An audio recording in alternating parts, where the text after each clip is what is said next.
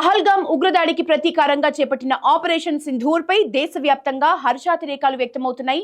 Indian ఆర్మీతో పాటు ఈ పరిణామంపై కేంద్రం గురించి ప్రశంసలు కురిపిస్తున్నారు ప్రజలంతా. ఈ క్రమంలో తెలంగాణ హైకోర్టు అడ్వకేట్లు కూడా ఉగ్రవాదులపై దాడి మీద హర్షం వ్యక్తం చేస్తూ సైన్యాన్ని అభినందించారు. ఉగ్ర మూకలకు అంతమొందించే దాకా ఈ దాడులు ఆపకూడదని వారు కోరారు. ఆర్మీ తీసుకునే అన్ని చర్యలకు ప్రజలంతా అండగా ఉంటామని అడ్వకేట్స్ భరోసా ఇచ్చారు. పాకిస్తాన్ ప్రేరేపిత ఉగ్రవాద సంస్థలైనటువంటి లష్కరే తోయిబా, జైషే మహమ్మద్ సంబంధించిన సంస్థలు ఏదైతే పహల్గామ్ దాడిలో పాల్గొనడం జరిగింది.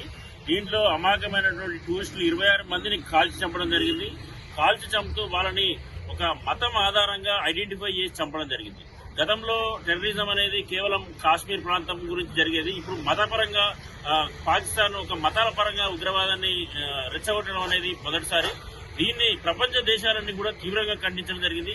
ఈ యొక్క ఏదైతే ఉద్దేశం ఉందో ఉగ్రవాదుల ఉద్దేశం అనేది ఇది ఒక ప్రాంతం గురించి కాదు, కేవలం మత ఆధారంగా జరుగుతున్న యుద్ధం కాబట్టి దీన్ని మేము తీవ్రంగా ఖండిస్తున్నామని చెప్పి అన్ని ప్రపంచ దేశాలు కూడా తీవ్రంగా ఏక కంఠంతో ఖండించడం జరిగింది. ఈ రోజు ఏదైతే భారత ప్రభుత్వం ఎయిర్ స్ట్రైక్ నిర్వహించడం జరిగింది, 9 స్థావరాలపై ఎయిర్ స్ట్రైక్ కూడా నిర్వహించడం జరిగింది. దీంట్లో ఏదైతే లష్కరే తోయిబా, జైషే మహమ్మద్ సంస్థలకు సంబంధించినటువంటి తీవ్రవాద సంస్థల యొక్క ప్రత్యేకంగా దాడులు జరపడం జరిగింది. కేవలం ఏదైతే ఉగ్రవాదులపై ఉగ్రవాద స్థావరాలపై జరపడం జరిగింది. ఎక్కడ కూడా పాకిస్తాన్ సంబంధించినటువంటి మిలిటరీ స్థావరాలపై కానీ సామాన్య ప్రజలపై కానీ ఎక్కడ కూడా ఈ దాడులు జరగలేదు. కేవలం ఉగ్రవాద సంస్థల యొక్క స్థావరాలపై జరిగిన దాడి తప్ప ఇది వేరేది కాదు. కాబట్టి ప్రపంచ దేశాలన్నీ కూడా సపోర్ట్ చేయడం జరిగింది. పాకిస్తాన్ కూడా దీనికి సంబంధించి ఇమ్మీడియట్ గా వాళ్ళు ఏదైతే పహల్గామ్ సంస్థకు చేసినటువంటి దాడులకు సంబంధించి తీవ్రంగా ఖండించి ఈరోజు ఉగ్రవాదులందరూ సంస్థలను మూసివేసినట్టయితే ఈరోజు ఈ పరిస్థితి వచ్చేది కాదు. కేవలం పాకిస్తాన్ ప్రభుత్వం మిలిటరీ దీని వెనుక ప్రత్యక్ష పాత్ర ఉందని చెప్పేసి మేము గట్టిగా నమ్ముతున్నాం. కాబట్టి ప్రపంచ దేశాలను కూడా గట్టిగా నమ్ముతున్నాం. కాబట్టి ఈ ఎయిర్ స్ట్రైక్ సమర్థిస్తా ఉన్నాయి.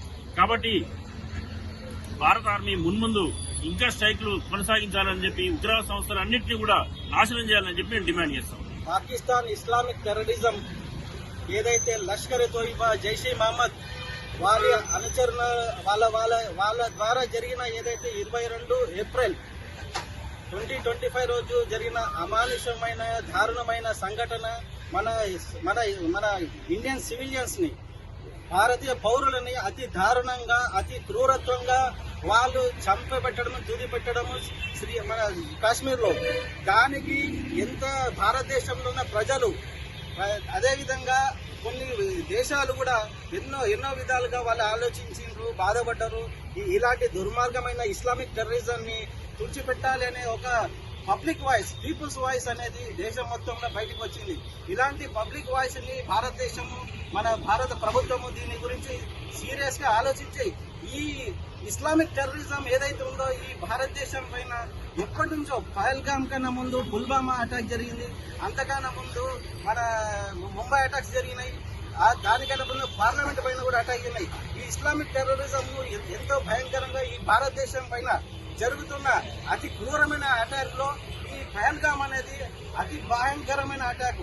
దీన్ని అమానుషంగా ఒక మానవత్వానికి మచ్చగా, ధర్మానికి వ్యతిరేకంగా ఈ విధంగా వాళ్ళు అహింస అనే దాన్ని వెంబడి పెట్టుకొని క్రూరాతిక్రూరంగా చంపడము, దానిపైన మళ్ళీ భారతదేశానికి కూడా హెచ్చరిక పంపించారు. మన ప్రైమ్ మినిస్టర్ మోడీ గారికి చెప్పుకోండి అని ఒక స్లోగన్ ఇచ్చిన ఆ ఇస్లామిక్ టెర్రరిజం లష్కర్ తోయిబా, జైషే మహమ్మద్ అట్లాంటి క్రూరమైన ఇస్లామిక్ టెర్రరిజం వారిపైన భారతదేశం పౌరుల యొక్క ఆలోచన విధానంగా ఇలా ఇండియన్ ఆర్మీ, మన ఎయిర్ ఫోర్స్, నేవీ అన్ని దళాలు ఒకే విధంగా ఈ రోజు పొద్దున ఉదయం 1:05 నుంచి 1:30 మధ్యలో ఆపరేషన్ సింధూరి దాన్ని మొదలుపెట్టి అక్కడ 9 స్థావరాలు, టెర్రరిజం స్థావరాలు 9 స్థావరాలను తుదముట్టాడు. ఫుల్లీ అంటే మొత్తంగా స్మాష్ చేయడం జరిగింది.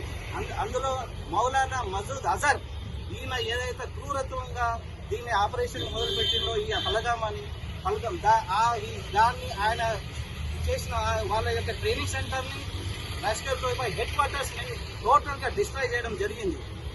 ఇలాంటి సిచ్యువేషన్స్ ని భారత ప్రభుత్వం ఇవాళ ఆపరేషన్ సింధూరి ద్వారా ప్రపంచానికి చూపిస్తా అని చెప్పిన మన ప్రధాని మోడీ గారు మాట నిజమైంది. ఆ విధంగా ఈ ఆపరేషన్ ఏదైతే జరిగిందో ఇంకా ముందు ముందు భారతదేశ ప్రభుత్వము ఇంకా చేసి ఈ ఇస్లామిక్ టెర్రరిజం ఏదైతే ఈ భారతదేశం పైన ఒక క్యాన్సర్ లాగా ఏర్పడి ఉన్నది. ఇప్పుడు మన భారతదేశంలో ఇంకా అంతర్గతంగా ఉన్న ఎన్నో ఇస్లామిక్ టెర్రరిజం గ్రూప్లు సపోర్టర్స్ ఉన్నారు.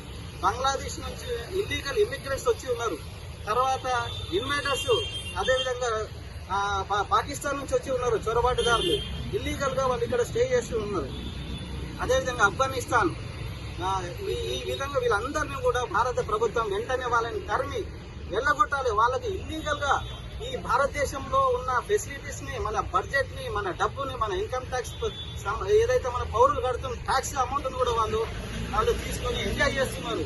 అలాంటి ఇస్లామిక్ టెర్రరిజం గ్రూప్ ని సపోర్ట్ చేసే వాళ్ళు కూడా ఈ భారతదేశానికి వాళ్ళని వెంటనే వెళ్ళగొట్టేసారు. వాళ్ళు ఈ దేశానికి పెనుముప్పు, పెను ప్రమాదం. అదేవిధంగా మన భారతదేశంలో పార్లమెంట్ తీసుకొచ్చిన 2019 చట్టాలు ఉన్నాయి.